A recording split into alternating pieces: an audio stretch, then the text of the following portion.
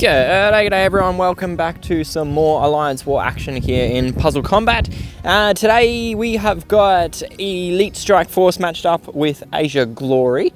This is going to be my second last war with these guys before I head on to another stop in my tour. So we are also shooting for 5 in a row in terms of war victories. So we're on 4 straight. We'll be aiming for 5. So yeah, green tank's their side, so I've gone with a bunch of my red heroes, so you'll probably see some teams you haven't seen in a little bit. I've mostly been seeing blue and red tanks recently, so nice to bust out some of the old red heroes for a little bit. So first up, we have got 99k AG, I guess. I'm not really sure on what the meaning is, but anyway, 3 reds is my stack. So we've got obviously Renegade, Accent. This is my lower Accent, I think. I don't think it's the plus 20, the 19 one. We've obviously also got in there Dragon Fist and Fiddle for some double charge control, and then Pulse for the healing and some free passive charge generation. So selective targeting there, you would have seen with my firing of Renegade, I did deliberately off target on Pulse and then kill her with Renegade. That was to activate the stealth. So Renegade creates stealth and dodge bonus for herself if she kills the enemy. So my targeting with Renegade is always going to be a little bit specific for the most part. So if there's someone with a lower health, I'll target them or save them to kill with Renegade. That way I can get the stealth mode and keep her effectively invisible, for want of a better term. So unfortunately, enemy sidestep did charge and fire, and then yeah, Amethyst has also fired at some stage, so she's in stealth mode. Did manage to get Fiddle charged and active on Pulse, so we are going to keep that healing out of the game. My Pulse is taking an absolute hiding from Sight and Step and her ailment, but she's hanging in there. We've waited for it, it's cleared. Not any immediate matches, which is unfortunate, no red ones anyway. So the enemy sidestep is charged and fired a second time. This time going for Dragon Fist in the middle of the pack, so not the greatest targeting. I'm a little unsure on what moves to make because I don't want to target and trigger Pulse, but I also am trying to keep my heroes alive. Managed to survive Renegade's charge, fire off Renegade and kill the enemy Pulse, so that's that done and dusted. And then now we're just sort of opening up the middle of the board, hoping to survive long enough with our heroes for Pulse to recover their health, which has happened. Again, targeting Renegade onto that sidestep to activate the stealth mode. And now I am literally just waiting out Amethyst's own stealth bonus before I go Kapowie with all my skills. So double tap with Renegade and, Accent and Fiddle. Then get Fiddle charged again, fire off Fiddle again, and that should be GG's from there. So first one done and dusted, which is always good to start off with a win. So yeah, into the second fight, another Emerald and Pulse setup. So this time it's got Vision in the left flank, Thunk, and then Hex as the 3 other heroes. Another 3-1-1 setup of reds. This time around we've gone with Ksenia as the healer. I've then gone with Rudolph and Tightwire. Pretty good combination. Better ideal situation would be to have another red hero to really make advantage of Tightwire and Rudolph's interaction, but 3 heroes is kind of still pretty awesome. And I didn't want to sacrifice the off-color charge control at this point in time. So we've gone, as I said, the really great board in the middle here. A lot of red tiles, which is quite unfortunate because Rudolph and Tightwire are both charge blocked, so I can't actually gain the charge from them.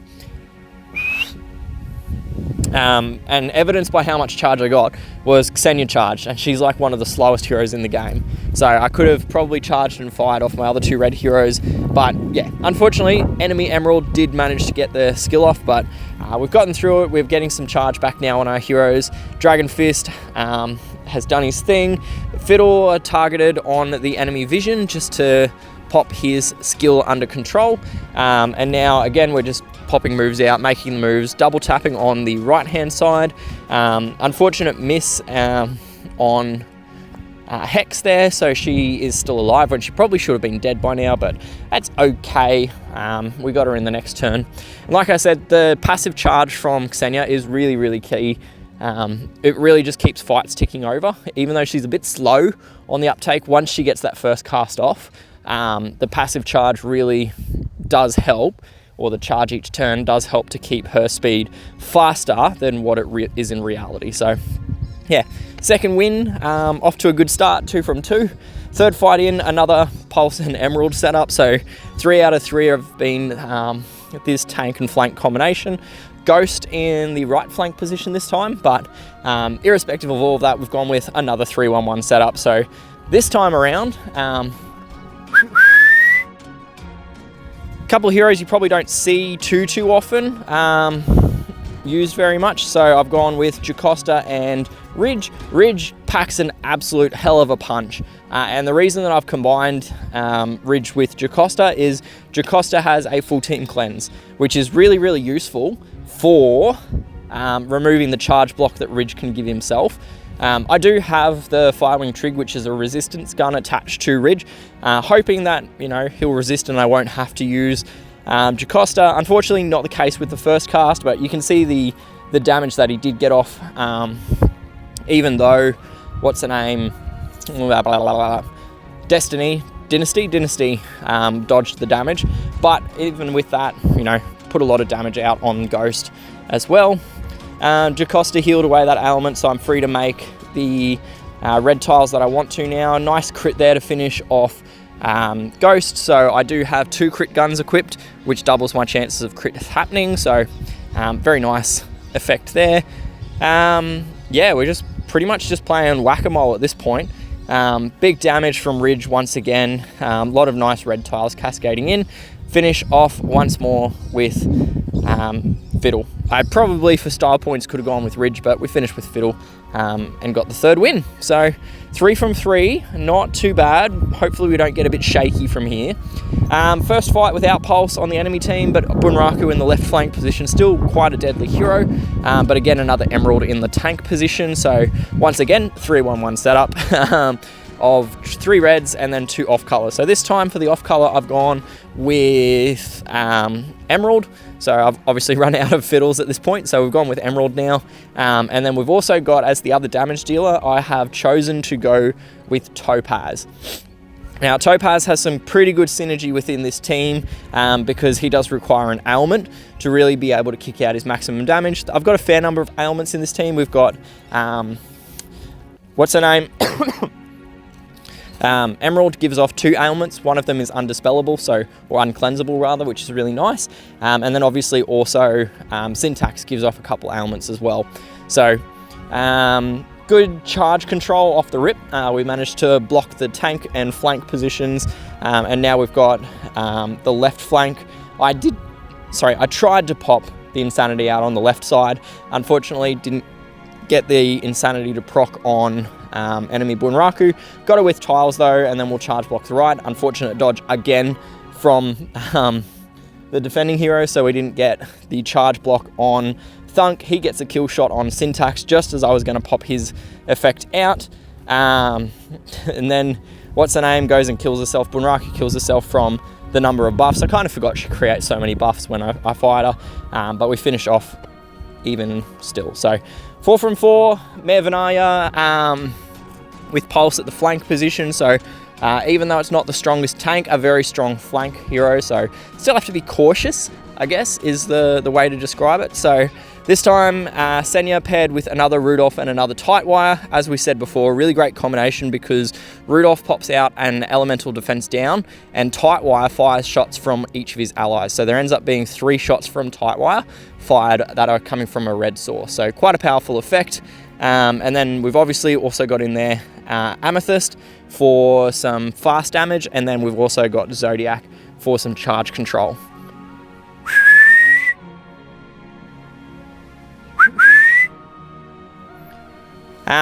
So yeah, sorry, just trying to recall one of the dogs. She's gone for a bit of a sniff on the other side of the field. So yeah, we've gotten pretty good so far with this fight. We're down to 2 enemy heroes in the form of Flak and also Topaz. Both of them can do a lot of damage really quickly. So we do have to still be a bit cautious of them. So again, getting nice damage off from Rudolph and Topaz.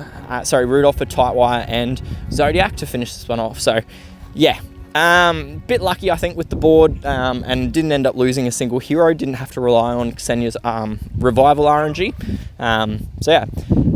What are we? 6th fight. 5 from 5. Doing good. One last one. Ksenia with Brock and Sunbeam as the 3 red heroes. Then we've got Mervanaya and Ghost as the 2 off colors. So Ghost is really great for the defense down. So is an AoE 3 defense down, which does mean she works quite well with other AoE 3 hitters, like what we've got with Mervanaya and also Brock.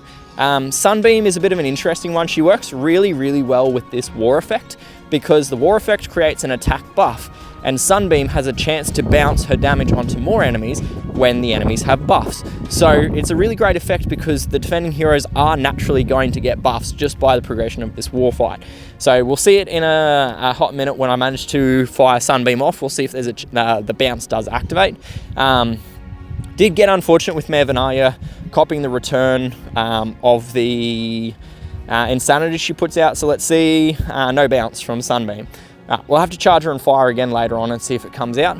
Am targeting the enemy, what's his name, Ruby, with the double damage, just to make sure that she disappears, really, because she's got an actually genuinely scary amount of damage for an AoE 5 hitter. She also creates an annoying amount of armor as well. So a double combination just to be cautious of. But so far we've done quite all right. We've managed to negate most of it. Brock is close to death and now is dead. Just before Sunbeam actually got the bounce shot. There you go. So you would have seen the double rifle come out. That was her firing her skill and having it bounce onto a second enemy hero as well, because the first one had some buffs active. Anyway, we'll see if we can get the kill shot with Ghost here. I don't think so. We'll probably need some tiles, which we get in spades, and finish off with a 6th victory. So there we go. Stark contrast from the last war, which I admittedly have not uploaded yet because it was such an absolute, it was not a good fight, not a good war at all. I just got absolutely smashed by RNG. I got either no tiles or I just got nothing. They all dodged it or whatever. So anyway, wasn't a great war. This one was much better by comparison. So you can see there we've gone our 6 from 6. Which is a very solid outcome. We actually had a number of players go 6 from 6, which was quite good, and did contribute to that victory that we saw just before. So there we are with 327, the double shared lead of 328 for 2 ally mates. But yeah, quite a number of us going 6 from 6, which is quite pleasing. And yeah, no flags on our side, no flags on their side. So tight victory margin of only 300 and something points. So let's see what our war chest has. It has sweet stuff all. So annoying when you get 3-star promotion mats, but yeah, 30 emblems, I'll take those. So anyway, that's it. That's all I got for today. So thank you once again for joining me for this war. Hopefully yours went well also, and I'll catch you guys all around. Till then, good luck, stay safe, and happy gaming. Bye!